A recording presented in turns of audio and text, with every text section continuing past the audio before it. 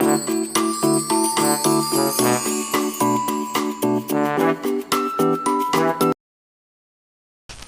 anak-anak ibu, assalamualaikum warahmatullahi wabarakatuh.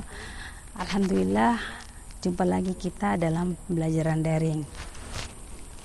Baiklah, hari ini kita akan belajar IPS, melanjutkan materi bab 4 bagian kedua, yaitu tentang kehidupan masyarakat Indonesia pada masa Hindu-Buddha.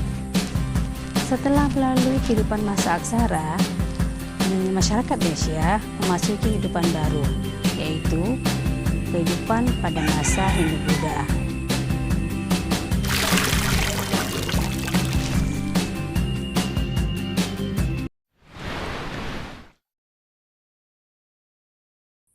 Bagaimana perkembangan masyarakat Indonesia pada masa Hindu-Buddha?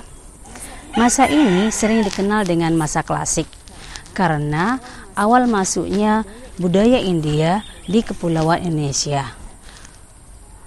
Hubungan dagang antara Cina dengan India semula dilakukan dengan jalur darat atau dengan sering dikenal dengan jalur sutra. Mengapa dikenal dengan jalur sutra? Karena komoditas utama yang diperdagangkan adalah kain sutra dari Cina. Jalur ini membentang dari Cina melalui kawasan Asia Tengah, India sampai ke Eropa. Karena situasi tidak aman di kawasan Asia Tengah, maka jalur darat atau jalur sutra diganti rutenya menjadi jalur laut. Laut yang terdekat adalah Selat Malaka. Peralihan rute ini sangat menguntungkan bagi masyarakat Indonesia. Mengapa? Karena Pulau Indonesia dijadikan sebagai tempat transit atau tempat perberhentian para pedagang Cina dan pedagang India. Dan ternyata pedagang Indonesia juga aktif dalam kegiatan perdagangan, sehingga terjadi kontak antara keduanya, antara pedagang India dengan pedagang Indonesia, antara pedagang Cina dengan pedagang Indonesia. Dari kegiatan kontak tersebut, kegiatan perdagangan tersebut, dari inilah mengawali masuknya budaya Hindu-Buddha. Ada 4 teori yang menjelaskan masuknya budaya Hindu-Buddha di Indonesia. Di antaranya yang pertama adalah teori Waisya yang dikemukakan oleh N.G. Krom. Pada teori ini menjelaskan kepada kita bahwa para pedagang saat berdagang mereka menyesuaikan angin musim. Mereka menunggu perubahan arah angin. Selama dalam penungguan mereka menetap di Indonesia. Sangat memungkinkan saat mereka menetap terjadi perkawinan dengan perempuan pribumi. Nah, pada saat itulah mulai penyebaran budaya Hindu-Buddha di Indonesia. Yang kedua adalah teori kesatria. Ada 3 pendapat yang menyatakan pada teori ini. Yang pertama adalah pendapat C.C. Burke, menjelaskan bahwa golongan kesatria yang turut menyebarkan kebudayaan Hindu-Buddha di Indonesia. Para kesatria Hindia ini ada yang terlibat konflik dalam masalah perebutan kekuasaan di Indonesia. Bantuan yang diberikan oleh para kesatria ini banyak membantu kemenangan bagi salah satu kelompok atau suku di Indonesia yang bertikai. Sebagai hadiah atas kemenangan itu, mereka dinikahkan dengan salah satu putri kepala suku. Pendapat kedua diungkapkan oleh C.C. Burke dan Mukherjee, mengatakan bahwa golongan kesatria India yang membawa pengaruh kebudayaan Hindu-Buddha ke Indonesia. Para kesatria ini selanjutnya membangun koloni-koloni yang berkembang menjadi sebuah kerajaan. Pendapat yang ketiga adalah pendapat dari J.L. Muns. Beliau mencoba menghubungkan proses terbentuknya kerajaan di Indonesia pada awal abad ke-5 dengan situasi yang terjadi di India pada abad yang sama.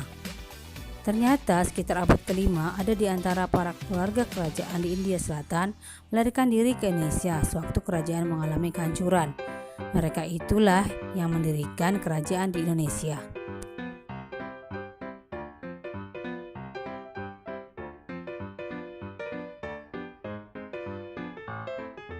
Yang ketiga adalah teori Brahmana. Teori ini dikemukakan oleh Jesse Van Laer. Teori ini menjelaskan kepada kita bahwa masuknya budaya Hindu-Buddha karena golongan para Brahmana. Hal ini tampak dari peninggalan-peninggalan kerajaan yang bercorak Hindu-Buddha seperti prasasti yang menggunakan bahasa Sanskerta dan huruf Pallawa, di mana hanya golongan Brahmana lah yang mampu menguasai bahasa Sanskerta dan huruf Pallawa. Yang keempat adalah teori arus balik yang dikemukakan oleh M.D.K. Bose.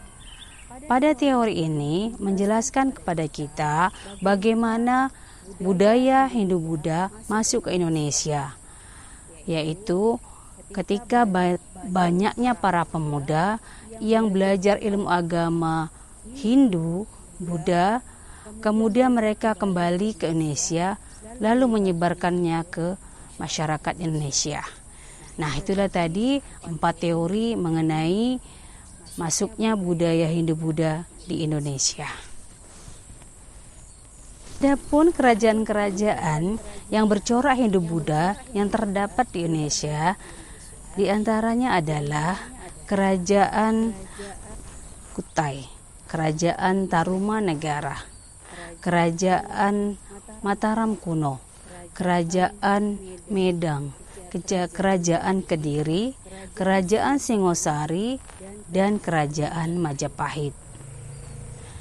Peninggalan-peninggalan sejarah yang bercorak Hindu-Buddha banyak terdapat di Indonesia. Di antaranya seperti candi, patung, seni ukir dan seni pahat, prasasti, dan karya-karya sastra atau kitab-kitab. Nah, peninggalan-peninggalan tersebut masih banyak masih ada di Indonesia. Kalian bisa melihatnya di museum-museum purbakala. Nah, yang berikutnya adalah masuknya budaya Hindu-Buddha ini ternyata sangat mempengaruhi corak kehidupan masyarakat Indonesia. Di antaranya adalah di bidang pemerintahan. Bagaimana pada masa praksara, bidang pemerintahan masyarakat Indonesia ini dipimpin oleh kepala suku. Kepala suku itu dipilih oleh rakyatnya atau anggota masyarakatnya. Sedangkan pada masa budaya Hindu-Buddha, pimpinan wilayah atau daerah pada masa itu dipimpin oleh raja. Raja adalah keturunan yang turun-temurun, tidak dipilih oleh rakyat, karena mereka beranggap raja adalah keturunan dewa. Nah, berikutnya adalah di bidang sosial. Di bidang sosial pada budaya Hindu-Buddha ada pembagian kasta atau kelas dalam masyarakat Indonesia pada waktu itu. Yang pertama dari golongan tertinggi yaitu golongan Brahmana atau kasta Brahmana. Yang kedua adalah kasta kesatria, itu dari kalangan bangsawan dan prajurit. Yang ketiga adalah kasta Waisya, ini dari para pedagang, petani. Sedangkan yang terakhir, kasta yang paling rendah adalah kasta Sudra. Kasta Sudra ini di mayoritas itu adalah masyarakat atau rakyat biasa. Nah, pengaruh budaya Hindu-Buddha yang berikutnya adalah bidang agama. Pada masa praaksara, Agama yang dipercaya pada masa itu adalah kepercayaan, walaupun pada masa kehidupan masyarakat Hindu-Buddha, kepercayaan yang tidak hilang begitu saja. Namun, sebagian besar masyarakat Indonesia sudah banyak yang memeluk agama Hindu dan agama Buddha.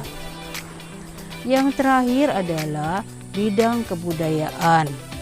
Bidang kebudayaan hasil dari pengaruh adanya budaya India di Indonesia, diantaranya perpaduan kebudayaan atau akulturasi dari budaya Hindu-Buddha dengan budaya masyarakat Indonesia. Ini terlihat dari peninggalan-peninggalan sejarah yang ada di Indonesia seperti patung, candi, seni ukir, dan sebagainya.